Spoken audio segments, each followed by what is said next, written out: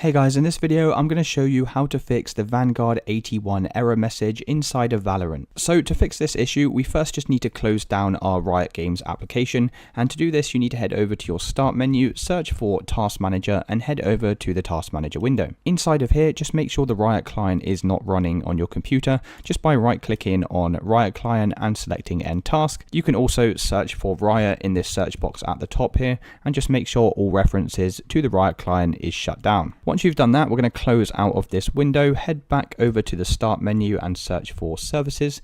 Click on the services window and we're going to scroll all the way down to the bottom here, and there should be a service in here called VGC. Now we just need to double click on this service, make sure the startup type is set to automatic and make sure the service status is set to running. So if it says stopped here, then just go ahead and press start. Once the service has started, we can press apply and OK to save those changes. Close out of this window and head back over to the start menu, search for run and click on the run icon. Inside of here, type in msconfig and hit enter. Come over to the services tab at the top, and then we need to scroll all the way down to VGC. Make sure VGC has got a tick in it like so, and then just press apply and OK. Now you'll need to restart your computer for these changes to take effect, so go ahead and do that now, and then you can try launching up Valorant to see if that's fixed the issue. Now that should have solved 99% of cases, but if that's still not working for you, then another thing we need to do is head over to the start menu, search for Windows Defender and head over to Windows Defender Firewall. From the left hand side, select allow an Apple feature through Windows Defender Firewall, click on the change settings button at the top here, and you'll need to add Riot Client to this list of applications. If you already have it inside of here like I do, then just make sure private and public are both ticked here. If you don't have the Riot Client in here, then you'll just need to add it by selecting allow another app, click on browse and then just locating the Riot Client. Once you've done that, we can close out of here, head over to the start menu and search for settings, click on this. From the left hand side, come over to network and internet. Inside of VPN,